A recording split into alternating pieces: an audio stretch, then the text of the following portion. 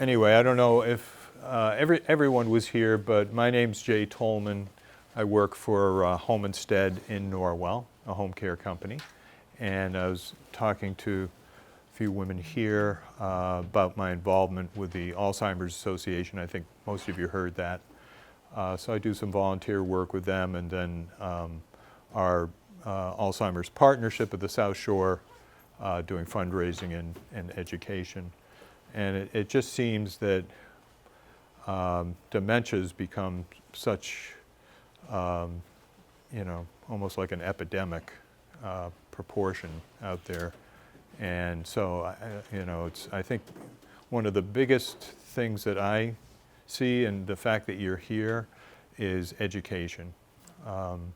Whether you know somebody or you yourself have been diagnosed, it's important to have as much information as possible, even if you have friends or whatever.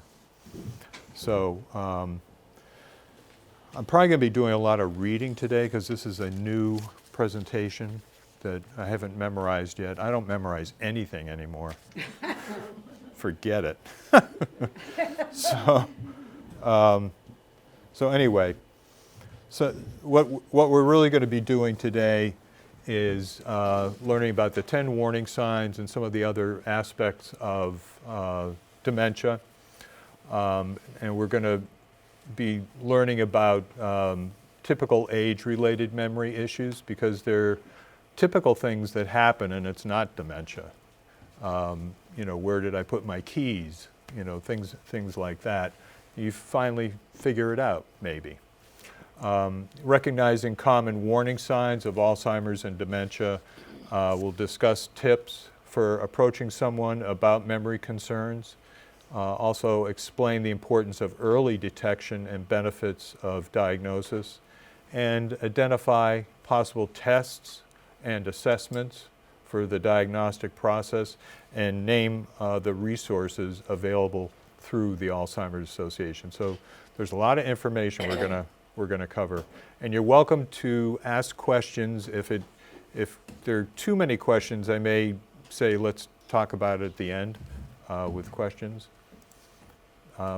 So we're going to meet the Garcias.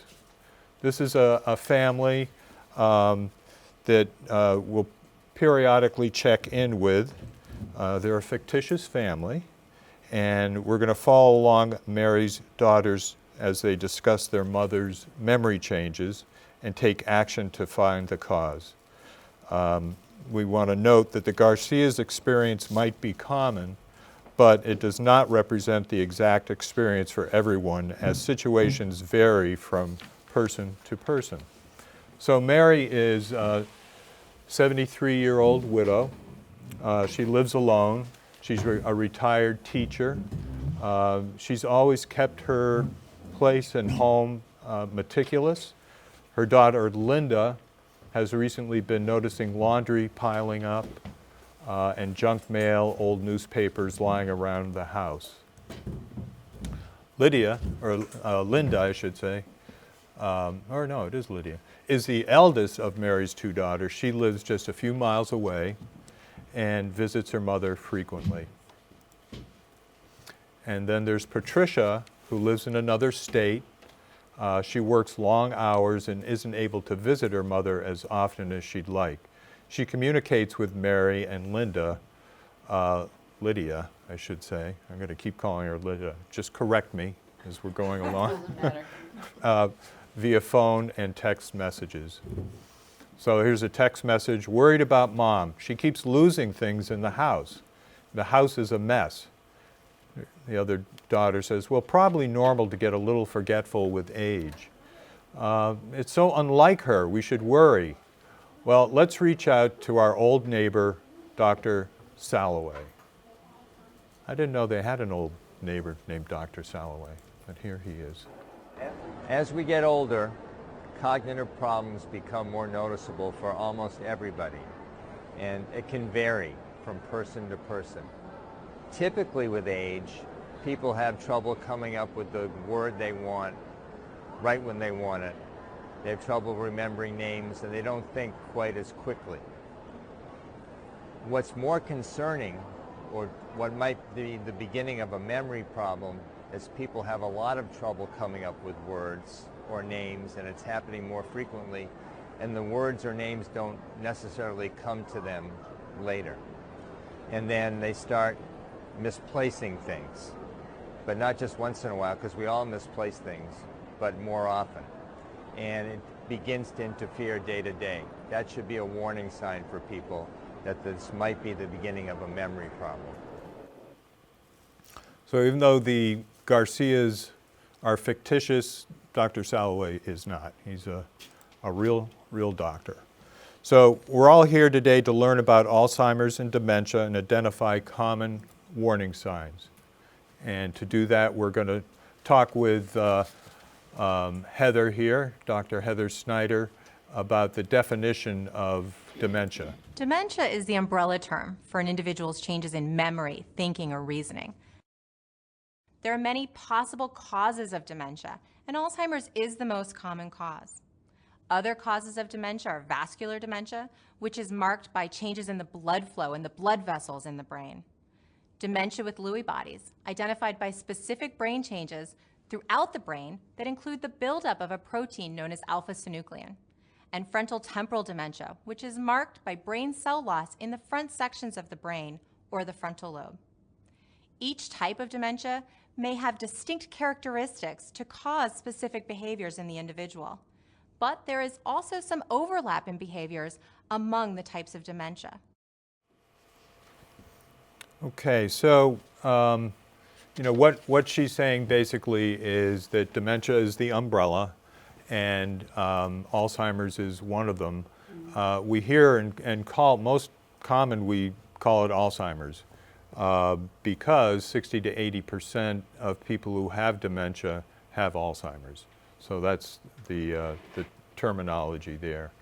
And then we're going to listen to... More than 100 years ago, Dr. Alzheimer described specific changes in the brain, what we now call the formation of plaques and tangles.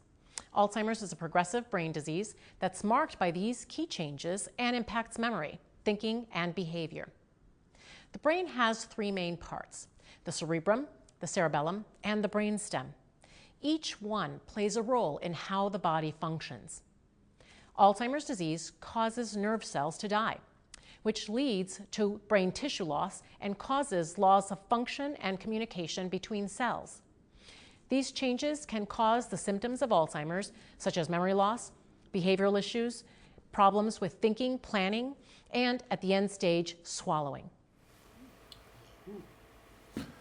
So lastly, we're going to hear from another expert about the importance of recognizing these warning signs. It's important to know what the warning signs of Alzheimer's are and to be on the lookout. We know that we change over time, and the warning signs of Alzheimer's can be warning signs of a number of things, but when you see those in yourself or in someone you care about, it's important to check it out, to consult with a doctor, to find out what you're dealing with. Some of the things that can look like Alzheimer's may be other treatable conditions. If it is Alzheimer's, you still want to know as early as possible, because that gives the person and the family time to plan, time to make decisions, and it also gives the person with the disease a voice and allows them to say what they want. Okay, so these are the 10 warning signs that we're going to go through. Just really, from a diagnosis of dementia and Alzheimer's, these are the 10 things that, pretty common things that you can be looking for to indicate that there may be an issue out there. So, the first one is,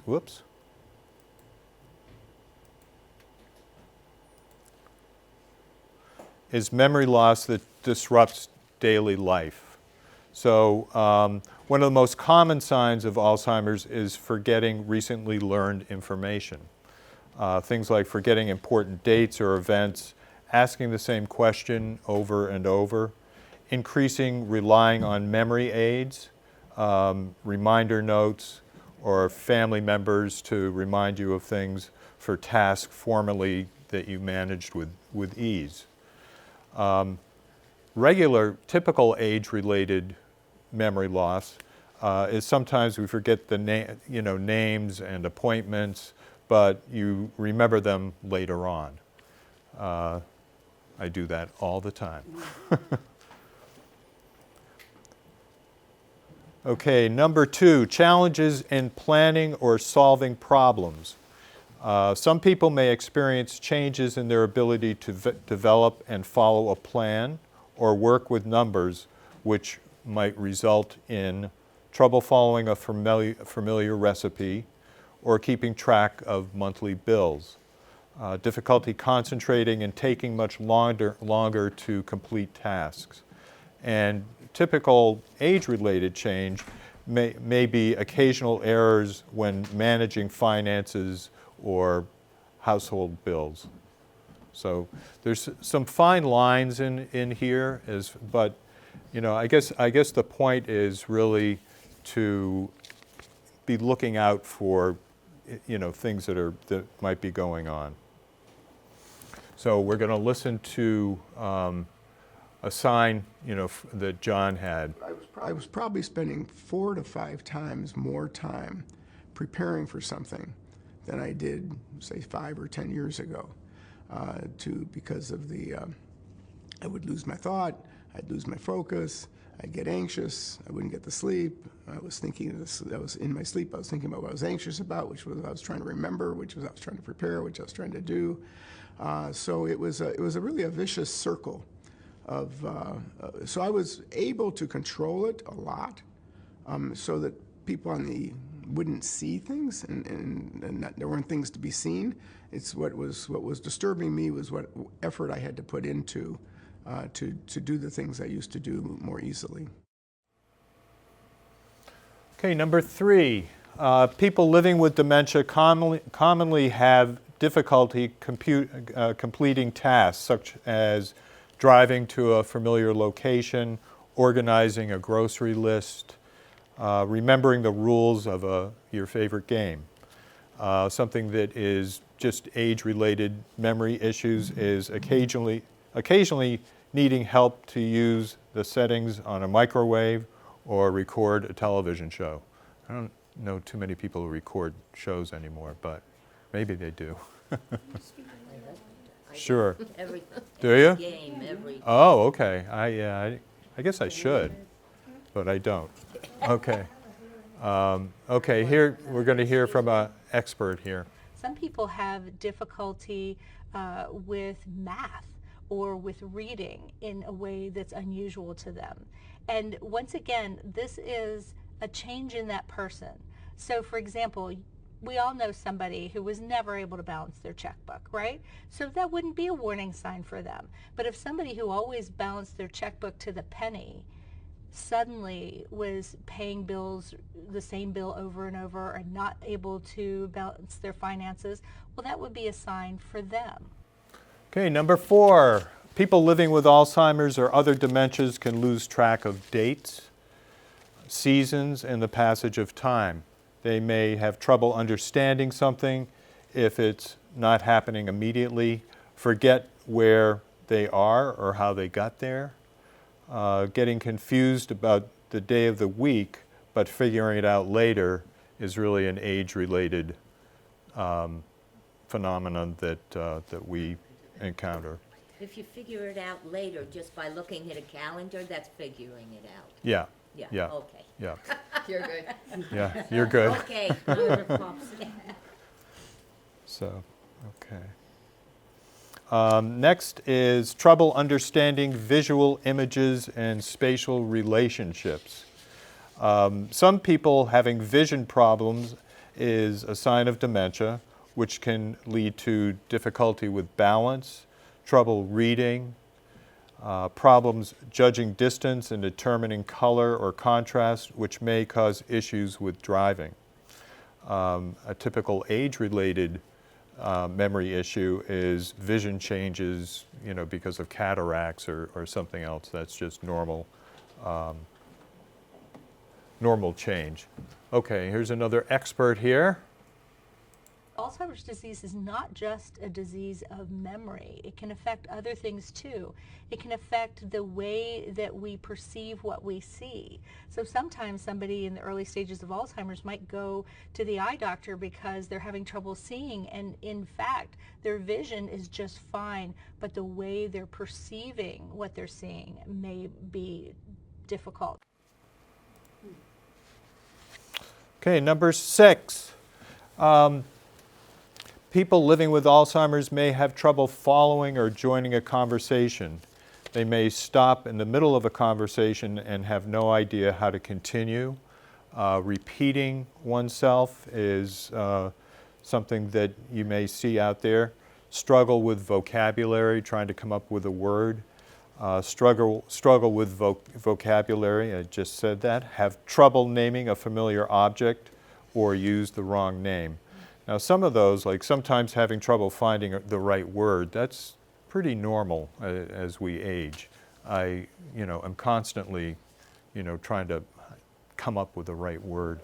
So that isn't necessarily, a sign. But, if you're repeating yourself over and over again, I think that becomes more of something to be looking at. I think sometimes this is the way I feel. I'll even say to someone, have I discussed this with you before? Uh-huh.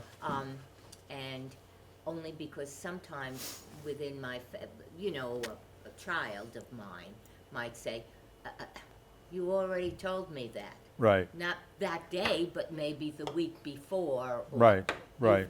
You've already said that, and then you say, Yeah. So I think that happens. I mean, for me anyway, I try to remember, I may tell the same story over and over again, and you don't remember if you told that person. That story. So but your children will always remind you. yeah, I think what I run into with our clients and people, that have dementia is that, right after, you say it right after. Yeah. Like I went to the beach today, and then 30 seconds later I went to the beach today. Yeah. That type of thing. So here's a sign, that Phil has dementia. With the words. The other thing that I've increasingly been struggling with the words, which I've dealt with words my entire life, as an avid reader, as a reporter, as a writer. Okay, number 7. A person living with Alzheimer's may put things in unusual places.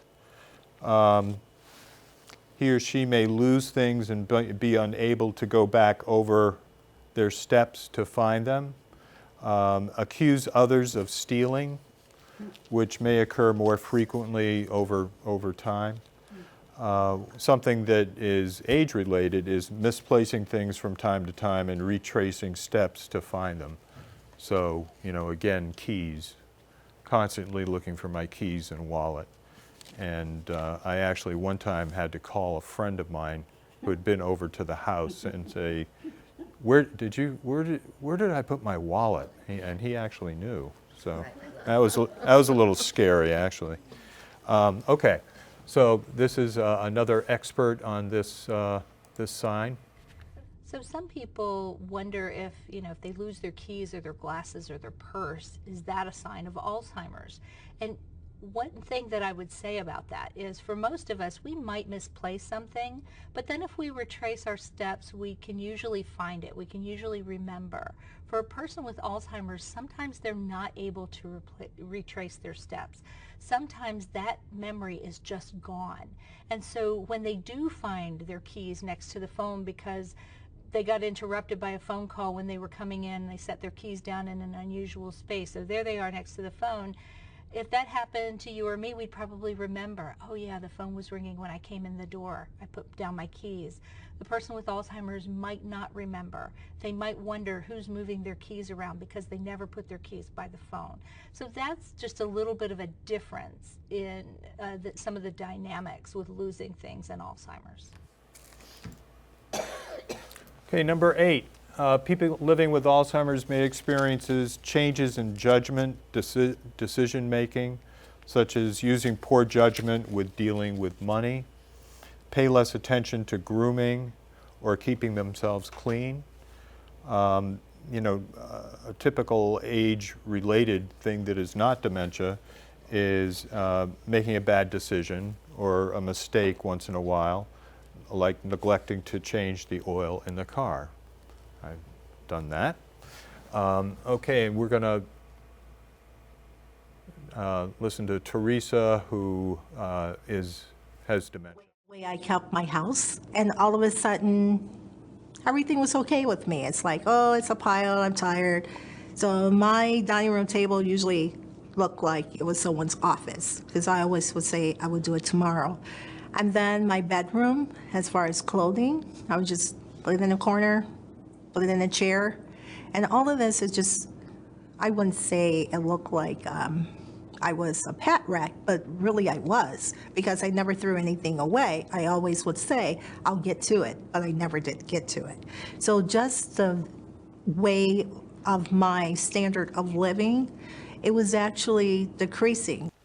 Number 9, withdrawal from work or social activities. We see this a lot. A person living with dementia may experience changes in the ability to hold or follow a conversation. As a result, he or she may withdraw from hobbies, social activities, going out, having trouble keeping up with favorite team or activity. And this is one that I see a lot, where I think one of the topics we're going to be talking about at our conference in May is denial. We see that a lot with dementia, and I think that people will try to mask the issues that they're having with memory loss, and so to do that they will disengage from social activities so they don't get caught, so to speak. I found with some people that I learned later did have dementia or Yeah. Alzheimer's. When I'd see them in the neighborhood and they'd say, "Hi, how are you?" But I guess it was scripted. I mean, I felt like, oh, they're doing okay, everything's good. Right, It right, wasn't. yeah. It was, Well, people tend to mask it, and I get that, yeah. and we'll talk a little bit further along about what you can do to, from a diagnosis standpoint, and seeing your doctor and how important that is, as well as trials. I mean, there are ongoing trials, and we'll talk about this later, but there are ongoing trials with, we live in a great area for that, the Boston area, where you don't even have to have dementia. There are trials that you can participate in that can help with discovery and some of the research that is going on. There's an incredible doctor, Dr. Marks, who is out of Plymouth, who just retired. His practice is still open, but he'd been doing about 15 years of research, and working with his patients as well. We had a speaker, and we're trying to get her back this year from Harvard, who works with a research team in Boston. So there's a lot going on. There's actually a lot of excitement as far as the future, but right now it's still very difficult to deal with. It's a horrible disease. Okay, did I play this one?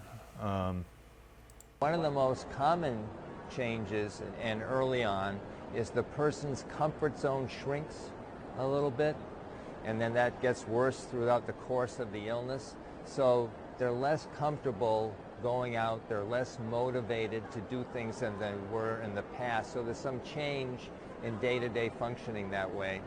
I think people also lose confidence in their cognitive abilities, because they may not recognize someone or know their name or find the right word, and they'll feel awkward. and they don't want people to notice that, so they feel more comfortable at home or in situations with family where they're very, very comfortable with that wouldn't concern them. So people tend to withdraw a little bit and be less outgoing. That's can be one of the early signs of Alzheimer's. 10. People living with dementia may, see, you guys are all fine. You know, it's me. It's me. People living with dementia may experience mood and personality changes, such as becoming confused, suspicious, depressed, fearful, anxious, getting easily upset at home, with friends, or when you're out of your comfort zone. You know, personalities can really change, and you may, someone you've known all your life, all of a sudden things shift as far as their personality, mood, and all of that could be a sign.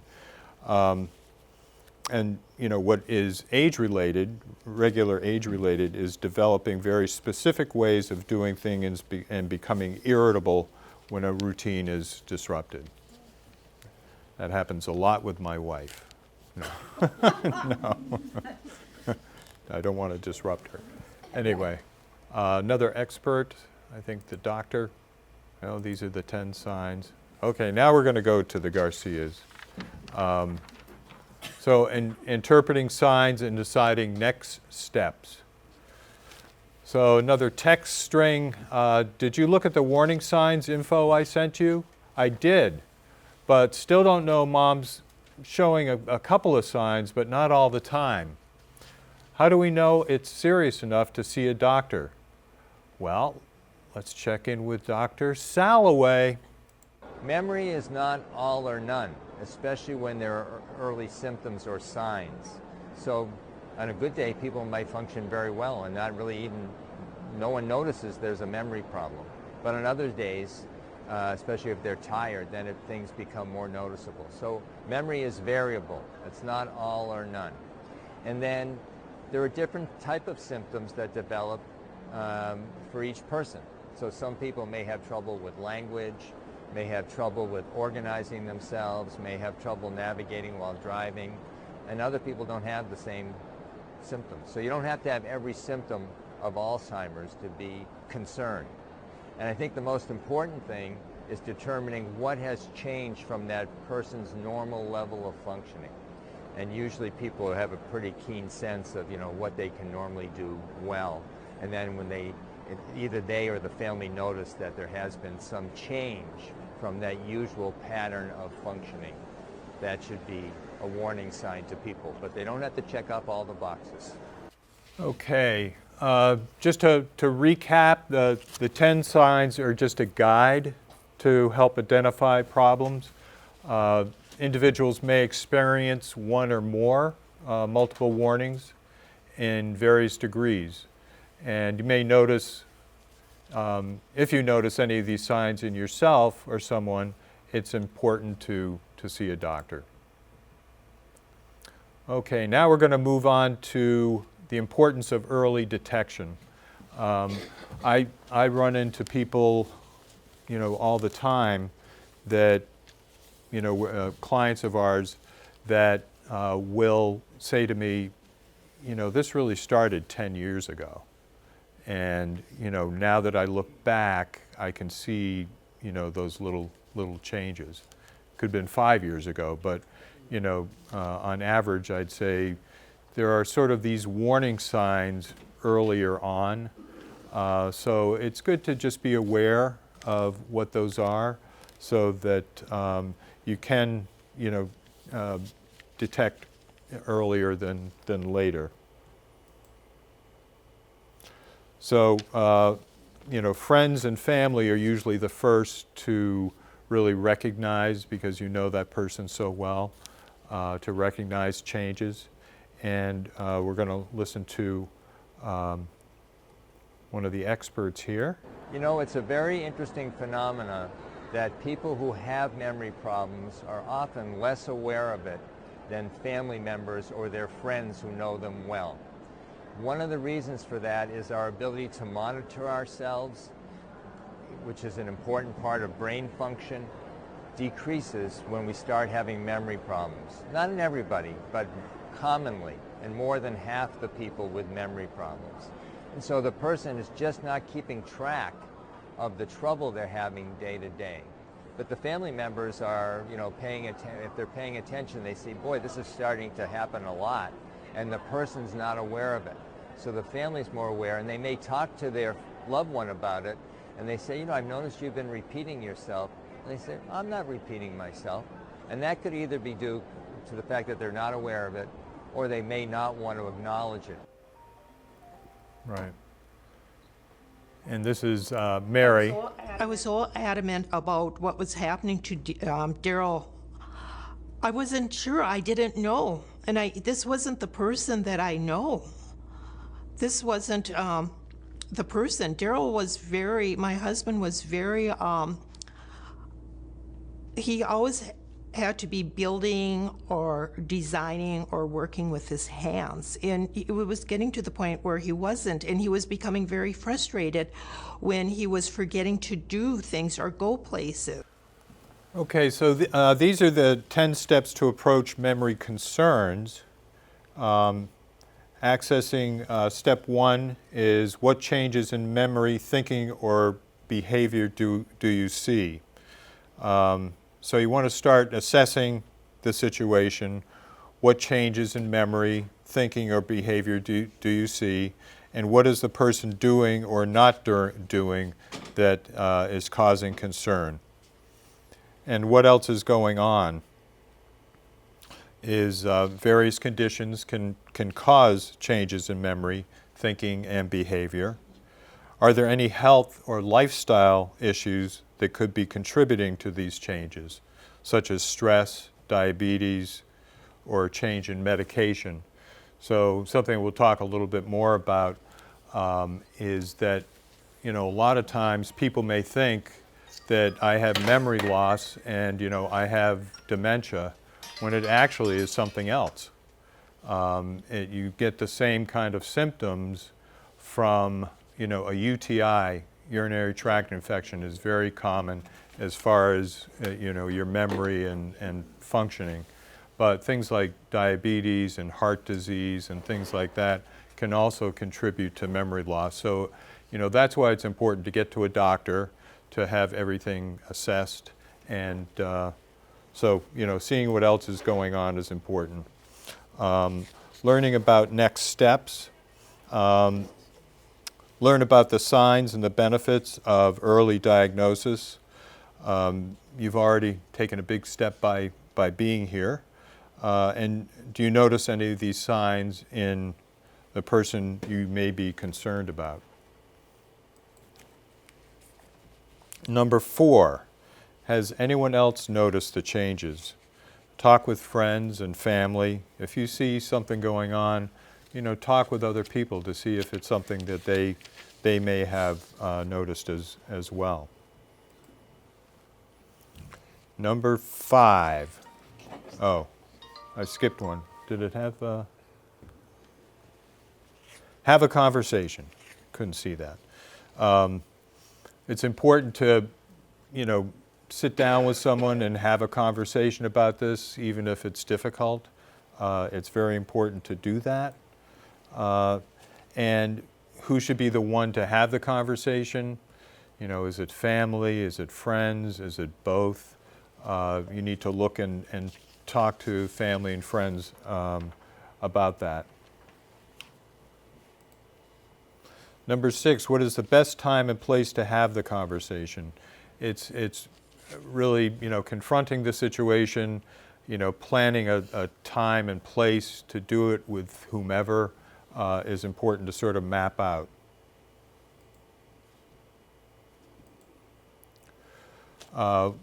Will you do it in person? And, who is the person you're going to have the conversation with? Offer to go with that person to a doctor's appointment. Really sort of hold someone's hand to help them, through those different steps. And a lot of times, people will deny it. you want to have multiple conversations with people to really keep reinforcing that it's important to think about what is happening. And then reach out for support. I think there's an amazing network on the South Shore here, you know, with the Senior Center, with vendors, you know, South Shore Elder Services, the Alzheimer's Association. I did put, I'll probably repeat it, but I did put cards out there with their 800 number. It's a hotline that you can call 24/7 with any issues. You know, I had somebody the other day said that they had called because in the middle of the night someone was having some behavior issues and you know, called the Alzheimer's Association hotline and was able to talk to somebody to help, you know, manage that. So reaching out for support, and as I said, turning to the Alzheimer's Association is key as well. We mentioned it, see a doctor. It's important that, you know, and it could be your primary care doctor at first, but my recommendation with dementia is, I mean, there are different people that you can see that are listed, but I think here, geriatric neurologist. Neurologist is important, and I also recommend if you do talk to a neurologist, ask for somebody who specializes in dementia. So, because neurology is a pretty wide field. Psychiatrist, psychologist, all those things. And what are the benefits? Why do we want to detect this early? There are a number of benefits in early detection of Alzheimer's. For one thing, a person is able to have a voice in what happens next. They can make plans. They can live life more on their own terms. They can also make plans for the future, financial plans, care plans. They can let people know what they want, which can be a real gift later on. It also allows time for families to make plans and to make decisions about who can do what and figure out care and those kinds of issues. Some people are interested in clinical trials. Clinical trials allow people to have access to treatments that aren't available yet. And for some people, that can be a really important thing to pursue.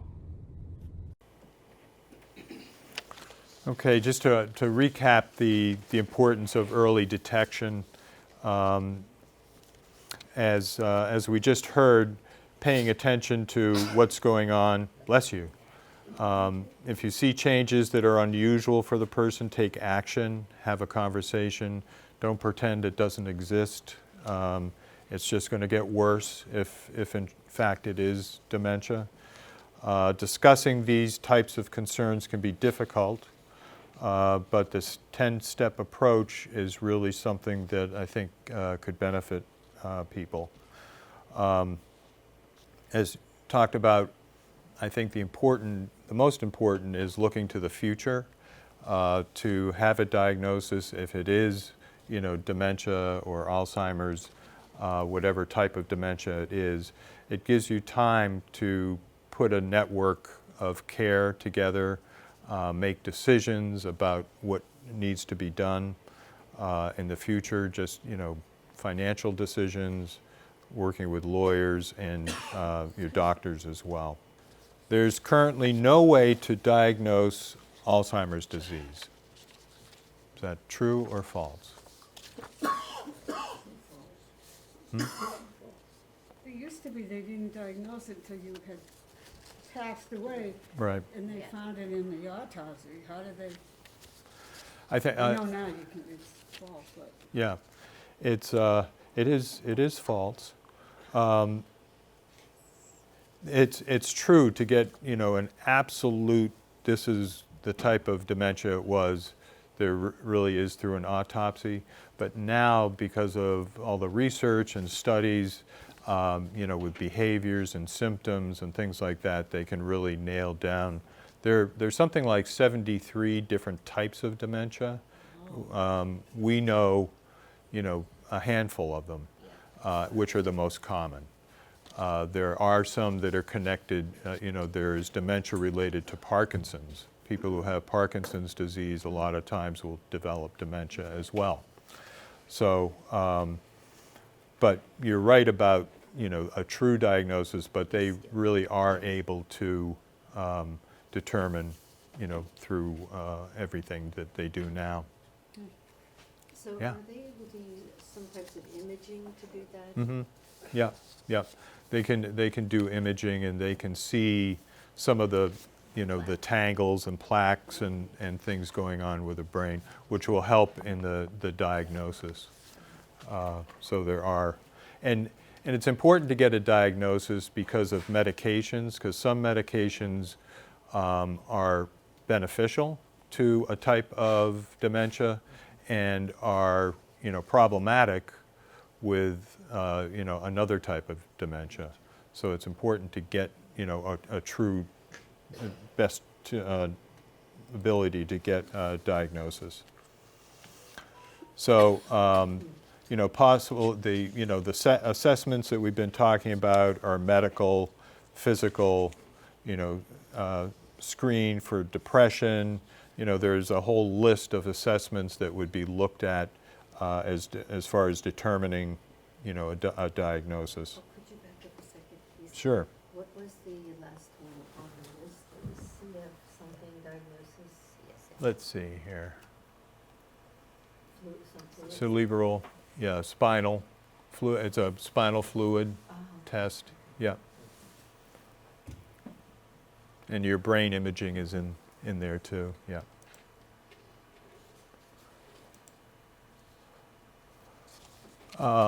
And we talked about this a little bit. Do dementia-like symptoms always result in a diagnosis of Alzheimer's and other dementia? And we learned that that's not true. There are a lot of other disease processes that can be going on that mask, dementia symptoms. Another text from the Garcias. Appointments have been going well. Mom's handling them okay. Think it's really dementia? Well, I guess we won't know until we get a diagnosis, but let's ask Dr. Soloway if it could possibly be anything else. Someone could have high blood pressure that's out of control, or they might have a thyroid condition that's not regulated, or diabetes that's not right, or on a medication that actually can cause memory loss. Drinking too much alcohol can make memory worse. So there are a lot of factors that go into cognitive difficulty with aging that some of them can be remedied. And so we want to do everything we can to improve cognitive ability and quality of life. Okay, so going back over diagnosis, the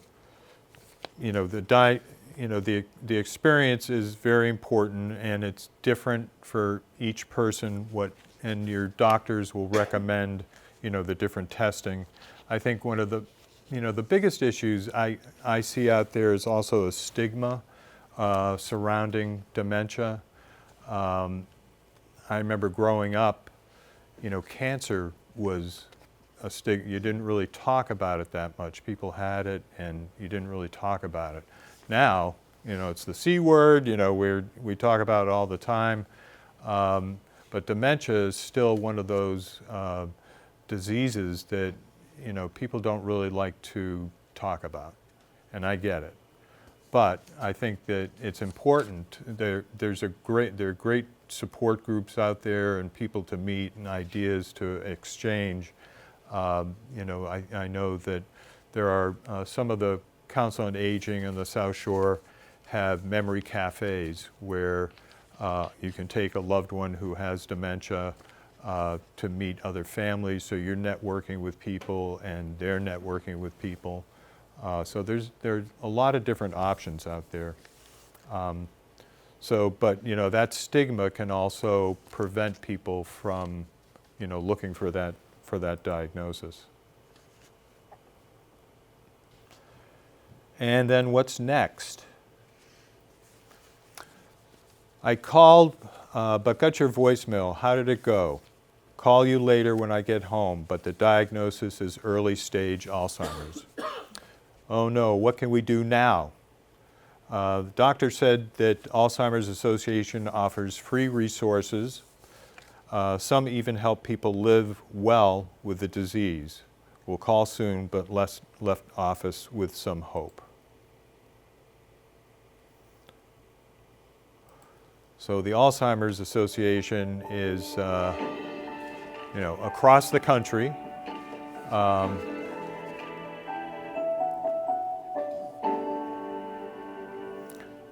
This is where we plug the Alzheimer's Association. But the research that they're doing, the educational programming that they're doing, trying to get out to communities to educate people as much as possible with support groups. It's amazing the work that they're doing. And if you go to alz.org, their website is massive and it has online support groups. Obviously you can call anytime, but there's just a lot of really great information on their website. So, talks about the online. I've had a couple of phone calls that I've been able to make in to the call center when I've had a couple of quick questions that I wanted to ask. There's been a couple of nights, 2 o'clock in the morning, you have questions, you have anxieties, and I was struggling dealing with them, and it's amazing. It was one of the best things I ever did was keeping the call center on my favorites now. Just to know that there's somebody you can call who is aware of what you're going through. And then we talked about the online, alz.org. When I went to the Alzheimer's Association website, which is alz.org, there I was trying to find out more about what was Alzheimer's, what really is this disease, what is younger onset Alzheimer's, what is dementia, is there a cure, how long has this been around, how many people are affected by this, where can I go for resources, where can I go for help, what do I do with this? How can I handle this? Is there more people like me out there? Is there someone that I can talk to if I need to? And there I found the support line that's 24 hours a day. And there I found where I can go for workshops, where I can go and read things and postings that people have done, where I can find out what events is happening in the Alzheimer's Association, where I can see how it's affecting people around the globe. And then talking about communities. Since I've been diagnosed with dementia, the one place that I know I can go to for assistance and help and support is to the Alzheimer's Association. There are people there that I know by name that I can contact if I'm having a difficult time or if I'm struggling to find some resource, that they will provide that to me. So ways to join the fight. They're always looking for volunteers. I'm a volunteer. There are many of us around that are. One of the things, I work for Home Instead, as I mentioned, but you're always welcome to call me and ask me any questions. I try to network with as many people as possible in the community and the healthcare industry that I might be able to. Navigating all of this is very difficult. Advocacy is important just to get, the funding to help support the organization and the research that they do. And then trial match, everybody, no matter what, can help. And if you go to the Alzheimer's Association website, you can also find trials that are going on in our area that you may want to participate in. You've probably all heard about the walk, the Alzheimer's walk. Our company does it. every year. There are multiple, I don't know how many there are, something like, I guess 600 nationally. There are 2 locally anyway, one in Plymouth, which is the one we do, and then one on the Cape. And I think Plymouth raised something like $340,000, something like that, this past fall. So there's all sorts of fundraising that goes on with the walk, and then the longest day, which happens on the longest day of the year.